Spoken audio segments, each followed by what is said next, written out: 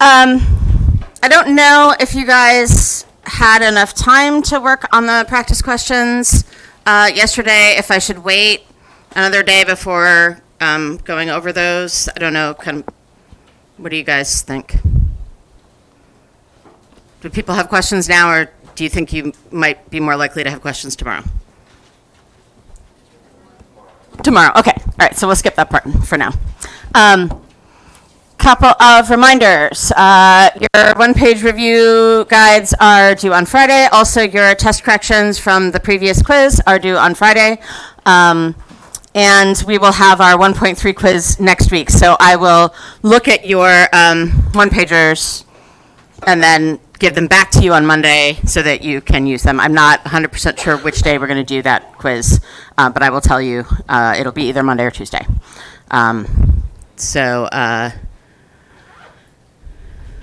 Yeah. So make sure you get those review guides to me on Friday. If you're not going to be here Friday, then you should probably get them to me tomorrow, or do it on Canvas. I believe I put the assignment in Canvas yesterday, and I will double check that after this class. And if I didn't, I will make sure I get it up there. Any questions about any of this? I think I have some corrections to give back. I should do that before I forget, because otherwise I will forget.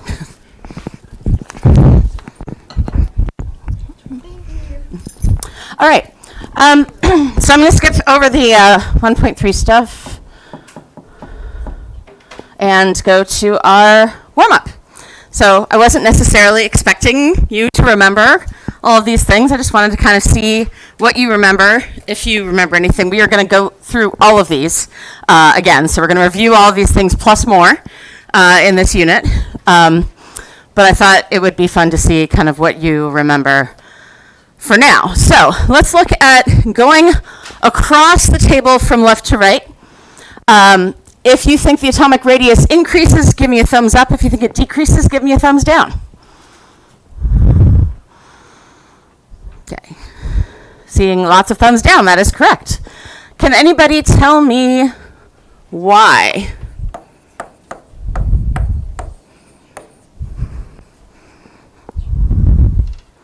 Yeah.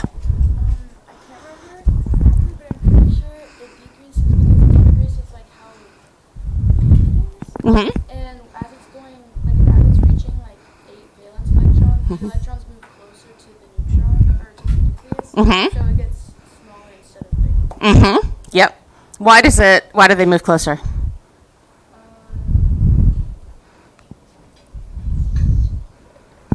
That's great. That's great already that you remember that. So, and we'll talk about why that is in a little bit.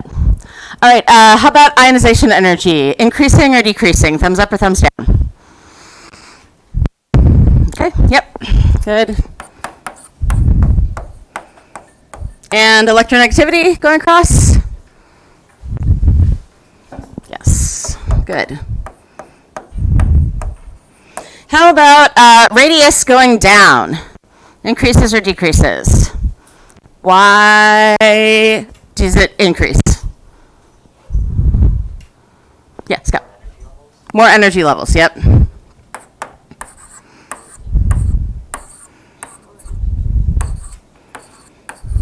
Yeah.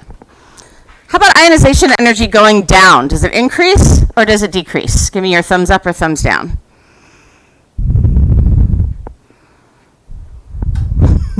All right, good, yes.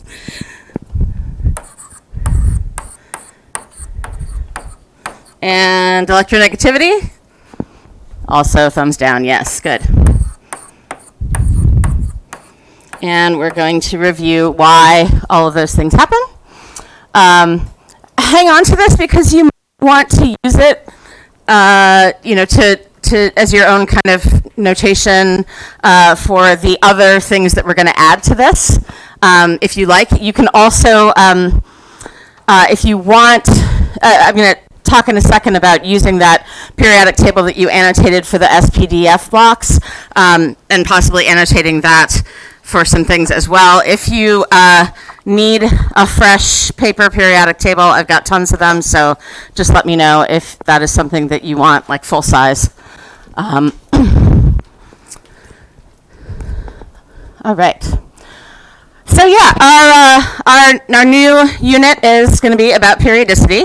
We are actually, you might have, may or may not have noticed that we're skipping a section because I don't like the order that they put it in the new curriculum. So we're going to do structure 3 before we do structure 2.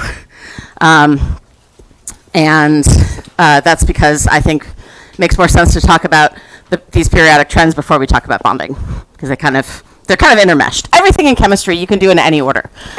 So it's not a big deal. But in any case, structure 3 is basically about periodic trends, mostly about periodic trends. So that is what we are going to talk about over the next couple of weeks. So on page 2, the first main page, you get a periodic table there. At the top, it talks about groups being columns and periods being rows, about groups being the related to the valence electrons and periods being related to the energy levels. We've already talked about both of those things.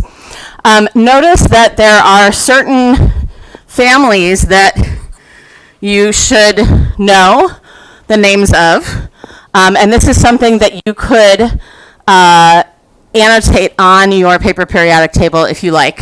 Some of them we talked about in honors. I think all of them except the last 2 we at least go over a little bit in honors chem. So our group 1 metals are alkali metals. So hydrogen is not a metal, so it does not, even though it's in group 1, in the vast majority of periodic tables, it does not fall into the alkali metals category because it's a non-metal. So it shares the one valence electron, but it doesn't share the other properties of those elements. Group 2 is our alkaline earth metals. The alkali metals are our most reactive metals. We'll talk about why that is. And then alkaline earth metals are also pretty reactive. Group 17 is our halogens. Those are going to be our most reactive non-metals. And then group 18 is our noble gases, our unreactive nonmetals. We've got our transition elements in the D block, and then we've got our lanthanides and actinides in the F block. I don't think I've seen them use the term lanthanides and actinides in a test question. Doesn't mean they can't, but these are separate, partly because of just the space on the page, but also because we don't do as much with these in sort of standard, the standard chemistry stuff that we'll be talking about. So probably if you don't remember, if you don't remember the names of those 2, it's just based on the first element in the series, so the lanthanum and actinium. But you should know the other ones, and we'll talk a little bit particularly about properties of the alkali metals and the halogens a little bit later in this topic. Let's see. Yeah. Okay. So this concept of electron shielding is something, so we're skipping a little bit to page 5. This kind of underlies, this and the Coulombic forces underlie almost everything that is involved in the periodic trends, okay? And you did in honors chem, probably the Pogel packet about Coulombic forces. We'll talk about that. But what we don't really talk about in honors chem, unless maybe you had Dr. Sorensen, is this concept of shielding, okay? So what we're looking at is the idea of the force of attraction on the valence electrons. So how difficult is it to remove an electron from the valence shell? And we've already talked about that in terms of ionization energy. We'll come back to that. But we don't really talk about the core electrons very much. We talk about that valence shell and how far it is from the nucleus, etc. But the core electrons are actually important because the more of them we have, the more they do this thing called shielding the force of attraction from the nucleus. So if we have a lot, it's kind of like insulation. If we have a lot of layers of negatively charged things between us and the positively charged nucleus, we're going to feel that positive charge a little bit less. Okay, so this is something you should be able to use as a reason or justification for a lot of the periodic trends. They'll be expecting that terminology, and that, yeah, specifically that sort of vocabulary word of shielding. So the more shielding we have, the more insulation we have between us and the nucleus, the less energy it takes to remove them. And then also the fact that the inner electrons, like, we don't remove those, right? They're closer to the nucleus. They're kind of in that bundle of insulation. We're not going to be removing those until after we've cleared the valence shell. Okay. Because within a period, across a row of the periodic table, we have the same number of core electrons, even though we're changing the number of valence electrons. The shielding effect doesn't change as we go across the row. Okay, so the effect of all of the core electrons on buffering that positive charge attractive force is the same whether we're talking about sodium in group 1 or we're talking about silicon in group 14 or whatever. Within that row, within that period, it's going to be constant. Okay. That shielding is going to increase as we go down a group because we're adding another layer of insulation. We have a whole other set of electrons in between us and the nucleus if we're at the valence electrons. So this is a slightly different way of thinking about the reasons for the trends that we talk about. Okay. It's really the same thing, but it's just a different terminology. The thing that we talk about in Honors Chem, but you may not have actually seen this this representation of it with the variables and so on, is Coulomb's law, which basically says that the force that either attracts or repels two charged particles, is going to be proportional to the charges of those particles, and also the distance between them. Okay, and then there's a constant that you don't need to worry about. You're not going to need to, I don't believe you're going to need to calculate with this. I'm not even sure that it's in your data booklet. I probably should know that off the top of my head, but I do not. Yeah, no, it's not in your data booklet. So that's not something you're going to have to know. But so you don't need to know the equation, but you need to understand that that's what's affecting that force of attraction is twofold. It's the charges. The more charge we have, the stronger the force. Even if we're only changing the charge of one side of the pairing, we're still going to be increasing that force.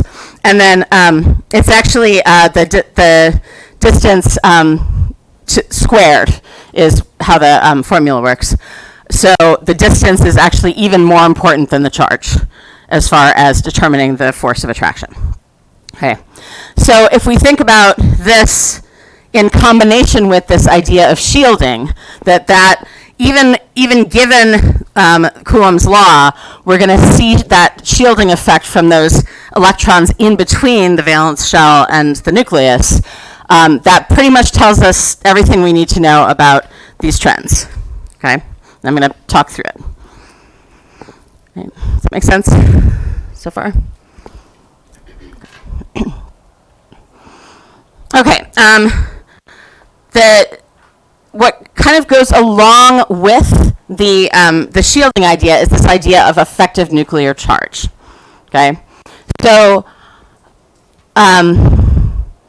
the nuclear charge is basically just the number of protons, right? Because those are the charged particles that are in the nucleus.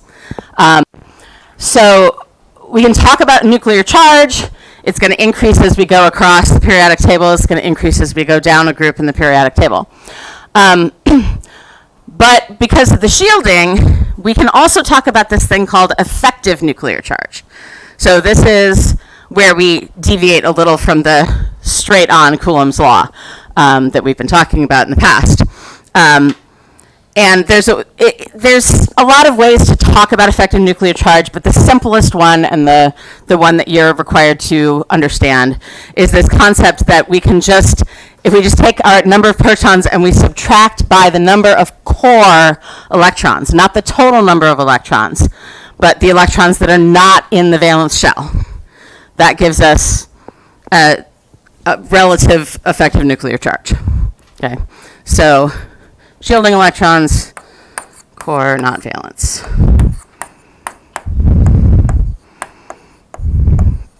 Okay.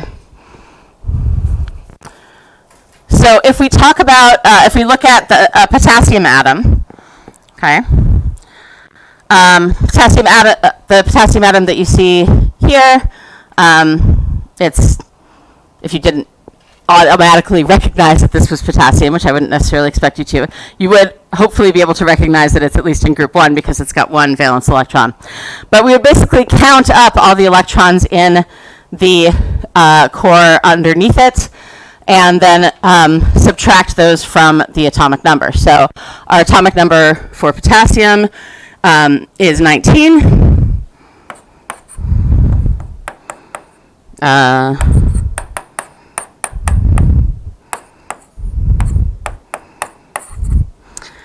And the number of shielding electrons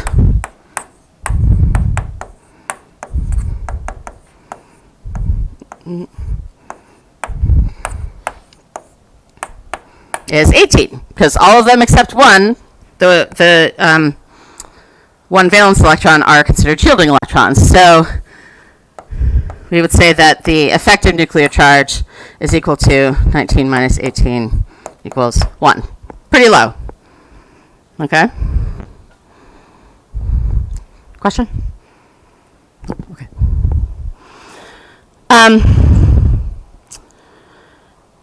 If instead we look at something like lithium, okay?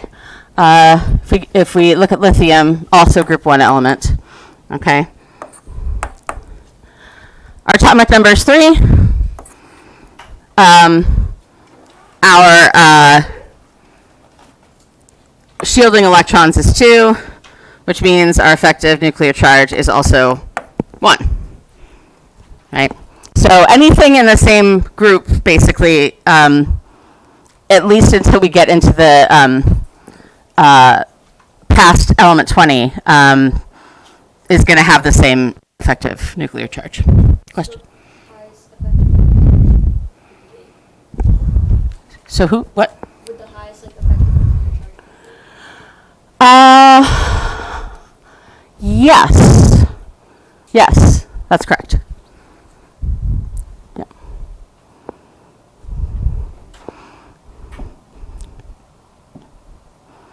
Okay.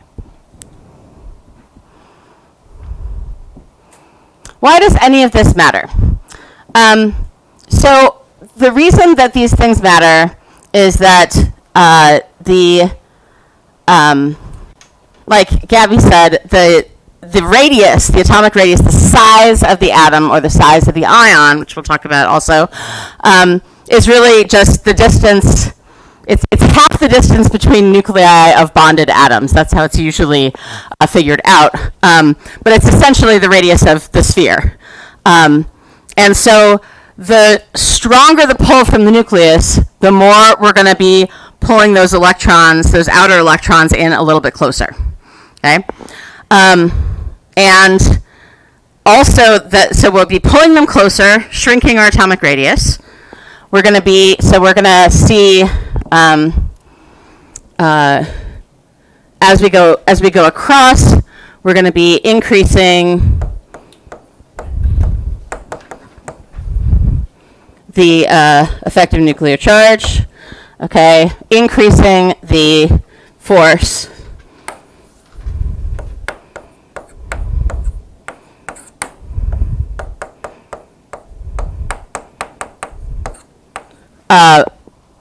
on the valence electrons. Because as we go across, we have the same number of shielding electrons, but we are adding protons to the nucleus. So our charge is getting higher, so Coulomb's law says the force is going to get stronger, and our shielding effect is not going to change.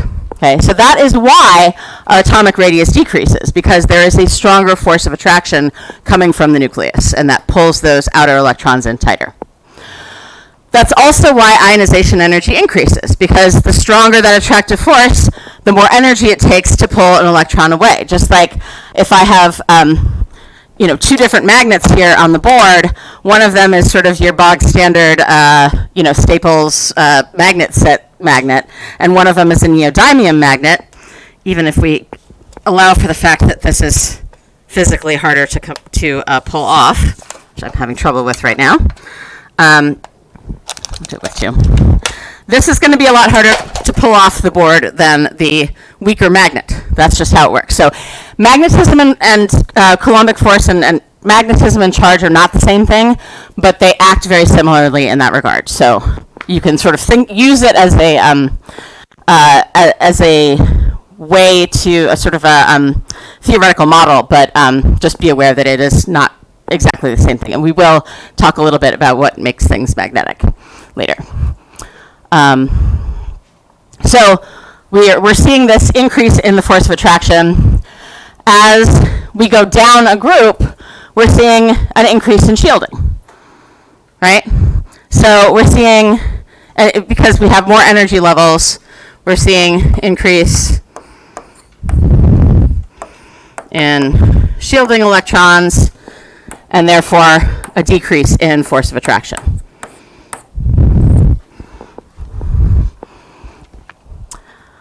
The increase in shielding electrons, the increase in the number of energy levels, is why the atomic radius increases. So even though we're getting more protons, we're getting a higher Z, a higher nuclear charge, we're not getting a higher effective nuclear charge, because we're subtracting all those that increase in shielding electrons.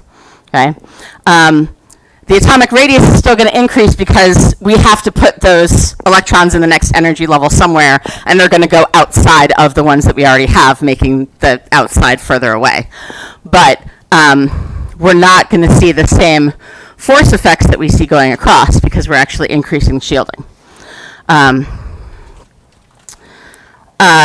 then same thing with ionization energy decreasing as we go down, because as we get further and further away from the nucleus, as that distance increases and as the amount of shielding increases, it becomes easier to pull off an electron.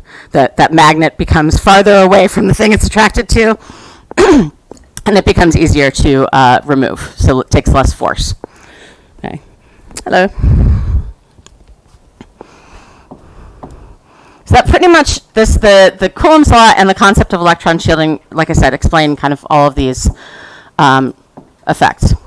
So let's start talking about these a little bit more specifically. We've already basically talked about atomic radius. You can see there are a lot of definitions of atomic radius, okay?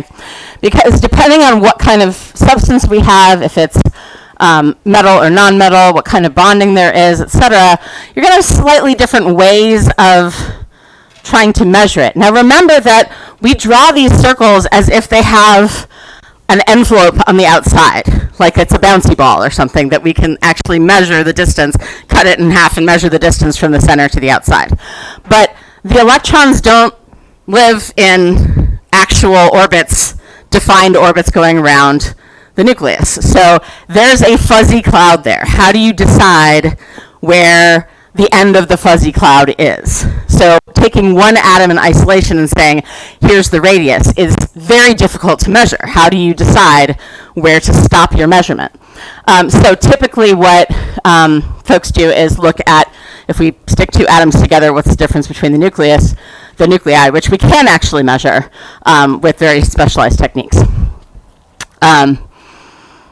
But you'll see, if you go to the best website on the internet, ptable.com, if you're in the Properties tab, which is the default when you go to the site, you'll see that there's a whole bunch of different properties that you can click on, and one of them is radius, and by radius they mean atomic radius, okay, of a neutral atom. So if you click on that, you can get this nice heat map of how the atomic radius changes as we go around the periodic table. And you can see that the darker colors are larger, lighter colors are smaller, and you can see that the colors get lighter as we go across and darker as we go down. Okay. If you look more closely over here, you'll see that there's actually a whole drop down of different versions of the radius. Okay, so there's calculated, empirical, covalent, van der Waals. These are all different ways that people have used to estimate the atomic radius for any given element.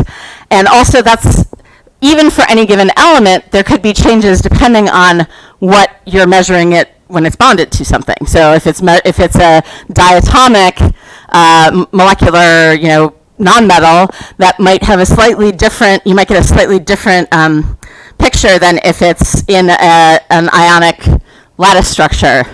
So that's why it's complicated. And we're not going to talk about any of those complications, okay?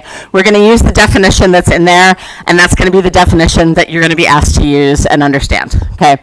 Just know that it's a lot more complicated. And if you go into chemistry, I was berated at a field hockey game recently by a former student who said, Dr. Wisman, you didn't tell me how hard chemistry was. I came out of your class with a very skewed vision of how easy chemistry was, and it's not easy. And I was like, well, that's because you're in the molecular engineering program at University of Chicago. I don't know what you expected, but in any case, just realize it's all more complicated than what we're talking about. Yeah. So you'll see that regardless of what we click on here, the trend is still the same. The actual numbers that come up might be slightly different, okay? And some of them aren't going to have numbers under certain versions of this. The van der Waals radius, that's just a particular way of measuring that we don't have that data for all of them. So the default is this calculated, which kind of, in my understanding, kind of combines a lot of the different techniques, sort of the way that when we look at average atomic mass, it combines data from a whole bunch of different sources to come up with that number. Sort of similarly, I think that's what the calculated radius is. In any case, you can always go to this site and look at all of these fun things, most of these fun things. There's one that it doesn't have. Also in your data booklet. So this is where we start getting into this section of the data booklet where you have section 7 is the periodic table, and it's just got your atomic numbers and your relative atomic mass. And then we've got another periodic table that has melting points and boiling points. And then we've got another periodic table that has ionization energy, electron affinity, and electronegativity. And then we've got another periodic table that has atomic and ionic radii. So you have all these data. Let me guess. Another periodic table. Yeah. So, and remember that, actually, no, that's the last one. Although there are other, yes. There's also, before number 7, number 6 gives you the names and symbols of all the elements. Remember, you have this on any test. So the challenge here is not remembering what the trends are, because you can look at the table and say, does it go up or does it go down? They're not going to ask you that kind of question like we did in honors chemistry. They're going to ask you why. Explain. Okay, and that's where you're going to get into energy levels, distance, shielding, number of protons, effective nuclear charge, blah, blah, blah. Okay.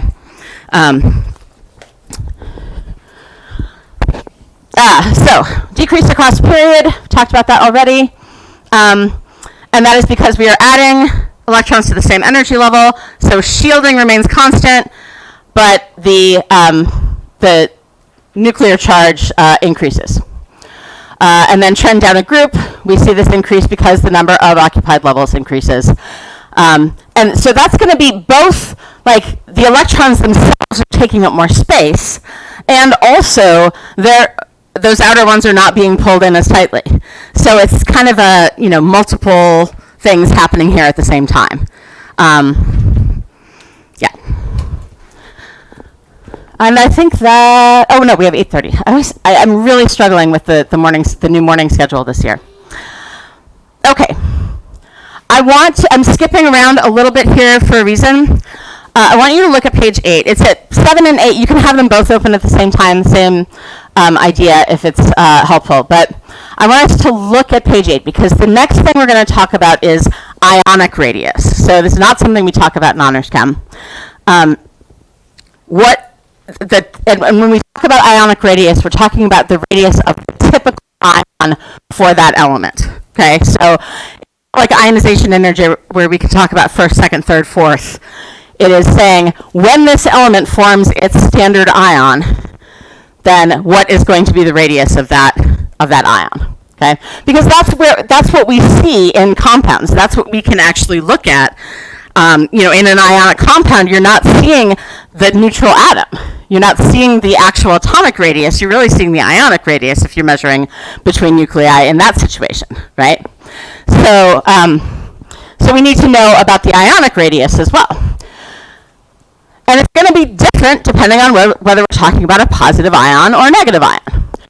So if we look at a positive ion like sodium or potassium, when sodium becomes an ion, it loses its one valence electron.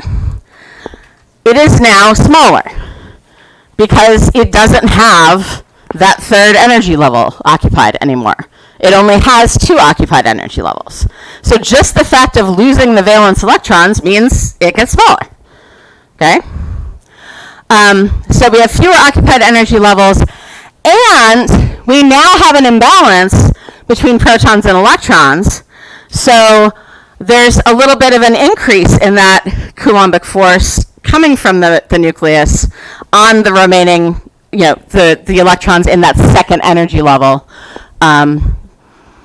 So fewer occupied energy levels, increased attraction because they're closer, essentially.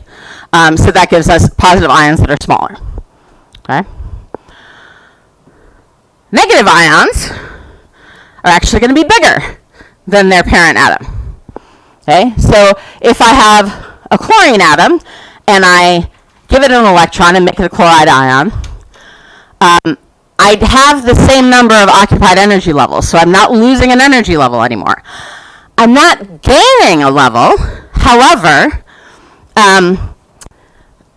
we have this repulsion that also happens between the valence electrons. So the structure of the atom is really this constant battle between the attraction of electrons to the nucleus and the repulsion of the electrons towards each other.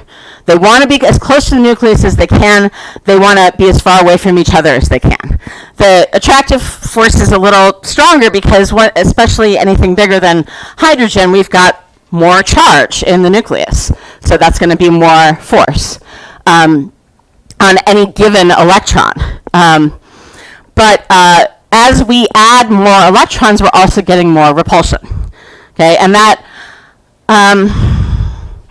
so that's going to basically not make a huge difference in the size. It's not going to be like adding a new energy level, but it's going to make all those electrons push each other away a little bit more and shimmy to get out of the way, and therefore be farther from the nucleus, and therefore have a larger ionic radius. Okay.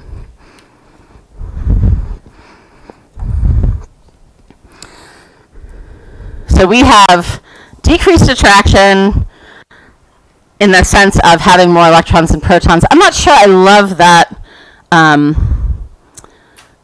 that aspect, and I haven't really seen that, I don't think, in mark schemes for these kinds of questions.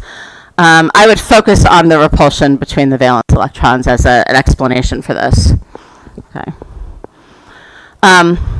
So when we make a graph of ionic radii going across a period, it's going to look funky because if we look, this is period 3, if we look at the ionic radius, you can see that it decreases. This is what we would expect within the positive ions, that's the same thing that happens with the atomic radius, and for the same reason. We have more protons, same amount of shielding, so there's more attractive force, and the radius decreases as we go across. Same thing happens within our negative ions. Within the negative ions, we see a decrease for the same reason. More protons, same amount of shielding. Okay? But then we get this jump, which comes from changing energy levels. So just like the jumps that we saw in successive ionization energies, this is kind of similar in that we're seeing this jump because we're going up in energy level. Okay?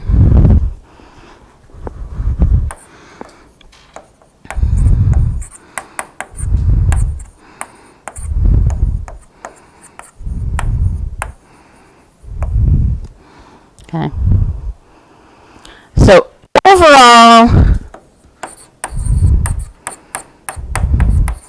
the overall trend is decreasing, just like atomic radius, except for that jump when we flip from a positive ion to a negative ion.